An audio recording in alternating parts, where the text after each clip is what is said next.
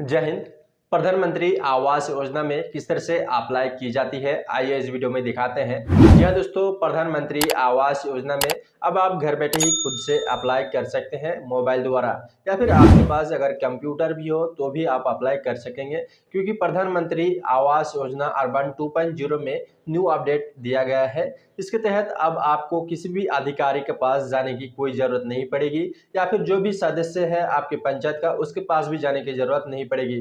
पहले क्या होता था कि जो भी सदस्य आप वार्ड मेंबर है उसके पास जो है जाते थे और बहुत सारा पैसा जो है वो घींच लेते थे आपके पास। ऐसा अब नहीं होगा, क्योंकि जैसे ही आप अप्लाई कर देते हैं 10 से 15 दिन के अंदर में ही जो है आपके घर पर ऑफिसर विजिट करते हैं, और आपके घर अगर कच्ची पाया जाता है तो आपके जो भी फोटो है वो ले लिया जाएगा आपके घर के, और उसके बाद फिर उसका जो आगे के प्रोसेस है वो कर लेंगे, और फिर आपका बैंक अकाउंट में पहला किस्त 1,20,000 रुपये सेंड कर दिया जाता है। इसका जो है टोटल पैसा 2,50,000 रुपया मिलता है।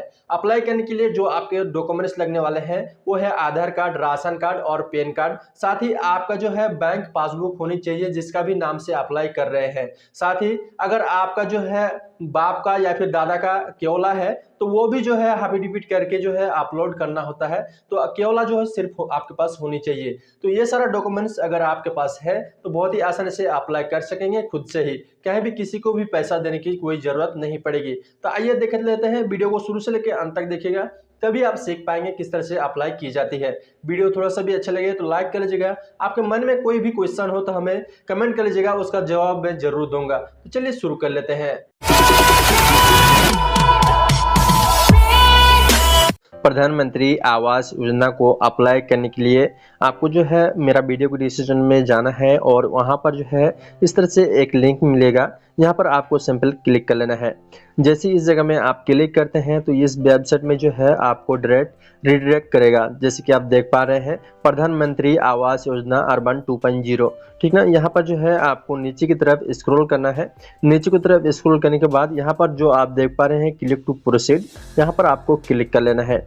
यहाँ पर जैसे आप जो है एक मरतबा क्लिक करते हैं तो थोड़ा सा जो है यहाँ पर सर्चिंग होगी, क्योंकि जो है एक ही वेबसाइट में बहुत सारा आदमी एक साथ जो है अप्लाई कर रहे हैं।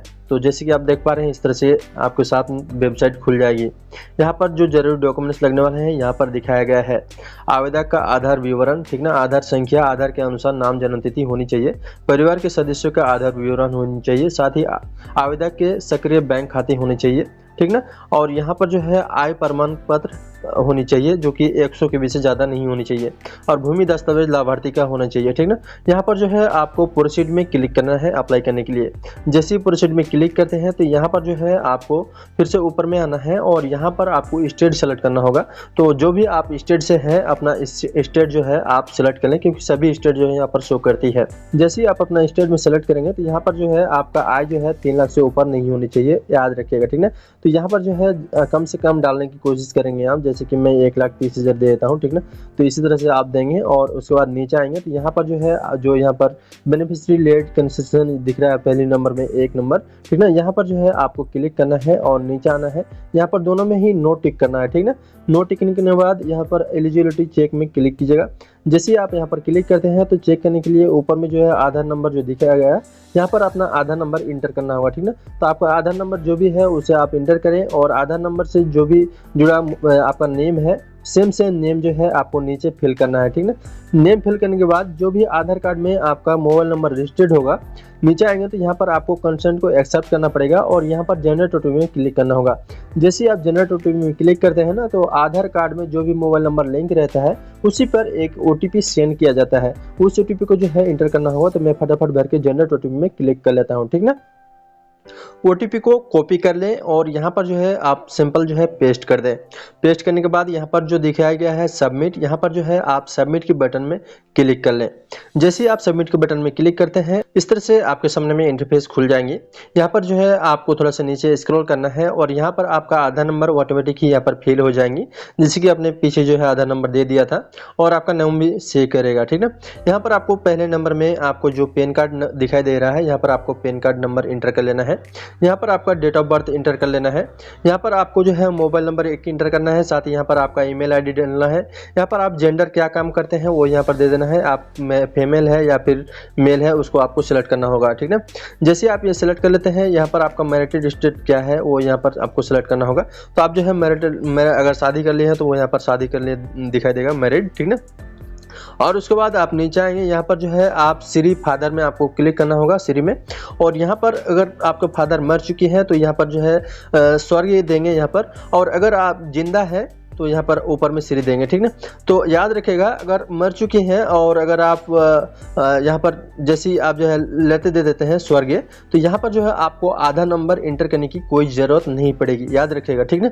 और अगर आप श्री देते हैं तो यहाँ पर आपका नाम भरना पड़ेगा आपका पिताजी का, और यहाँ पर आपको उसका जो है आधा नंबर जो भी है उसको डालना पड़ेगा, ठीक ना। साथ ही मम्मी का भी सेम है, अगर आप स्वर्गीय देते हैं तो उसका सिर्फ नाम का जरूरी पड़ता है, उसका आधार कार्ड का नहीं। और अगर श्रीमती देते हैं तो उसका नाम भी जरूरत पड़ता है, उसका आधार नंबर भी दर्ज करना पड़ता है, ठीक ना।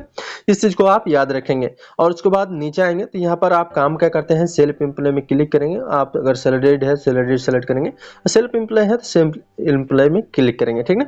यहाँ पर आप नीचे आएंगे तो यहाँ पर देखिए कास्ट दिखाया गया है, ठीक ना। तो यहाँ पर आवेदक का वैसे है, ठीक ना। तो अगर आप हेल्पर में काम करते हैं, हाउस वाइफ है, काम करते हैं उसको आप सेलेक्ट करना होगा। और नीचे आएंगे तो यहाँ पर आप रिलीजन क्या है, मुस्लिम है या फिर हिंदू है, उसको आपको सेलेक्ट करना होता है। साथ ही अगर आप ओबीसी है या फिर कौन सा जनरल कैटेगरी से आते हैं उसको आपको सेलेक्ट करना होगा, ठीक ना।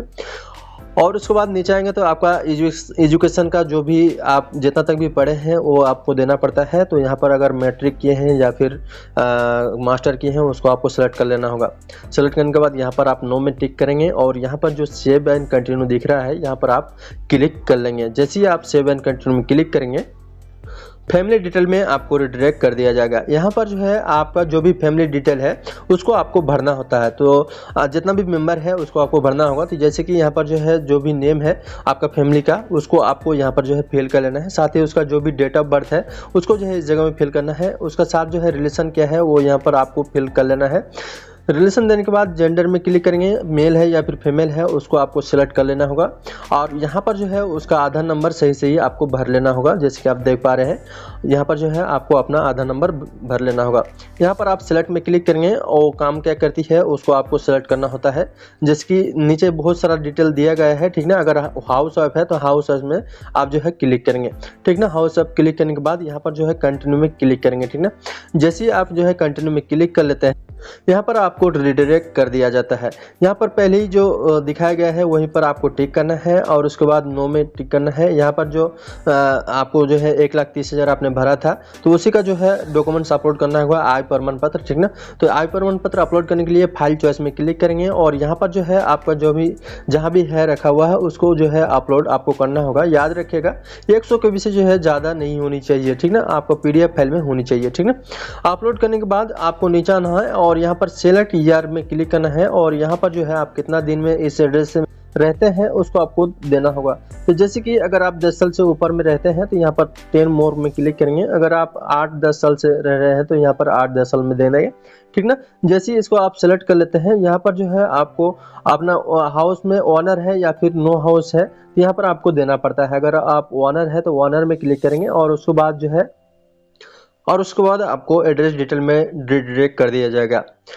यहाँ पर जो है मैं आपको वीडियो फॉल्स दिखा रहा हूँ क्योंकि जो है मुझे अप्लाई नहीं करना है, इसलिए यहाँ पर अगर आप अप्लाई कर रहे हैं तो यहाँ पर सारा चीज़ जो है आपका पहले से ही डिटेल भरा हुआ रहेगा क्योंकि आपने पीछे ही दर्ज कर दिया था, ठीक ना। यहाँ पर नीचे आइएगा, नीचे आने के बाद आपको ऊपर में कुछ भी नहीं भरना है, सब कुछ जो है भरा हुआ रहेगा, ठीक ना।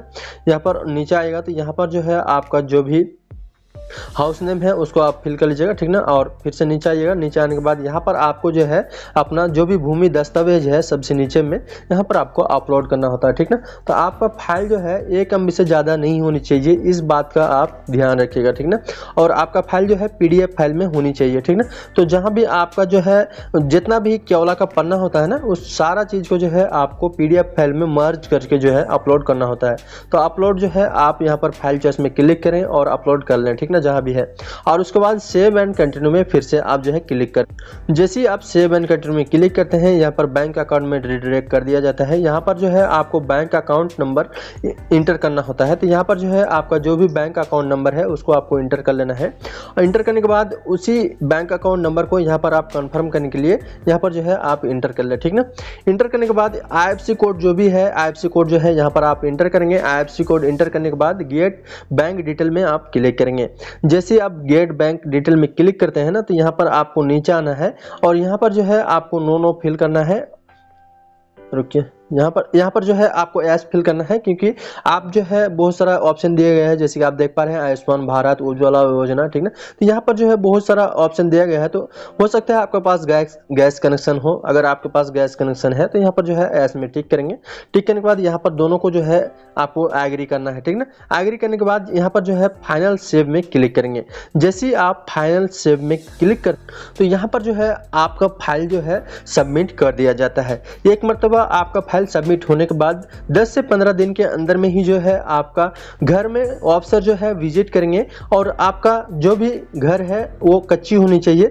कच्ची घर होगी तो उससे जो है आपका जो है फोटो लिया जाएगा। उसके साथ फोटो लेने के बाद जो है आपको वो बता देंगे कि आपका घर पास हुआ है नहीं, ठीक ना। ये जो है बोल देगा कि 10 से 15 दिन आप इंतजार कर ले। 10 से 15 दिन के अंदर में ही जो है आपका बैंक अकाउंट में पैसा सेंड कर दिया जाता है, 1,20,000 रुपया। तो इस तरह से जो है प्रधानमंत्री आवास योजना का लाभ आप उठा सकते हैं घर बैठे ही ऑनलाइन। कहीं भी किसी के पास भी आपको जाने की जरूरत नहीं पड़ती है। वीडियो थोड़ा सा भी अच्छा लगे तो लाइक कर लीजिएगा। चैनल से जुड़ा कोई भी सवाल हो तो कमेंट करके चैनल को भी सब्सक्राइब जरूर कर लीजिएगा। तो मिलते हैं वीडियो में, बाय बाय।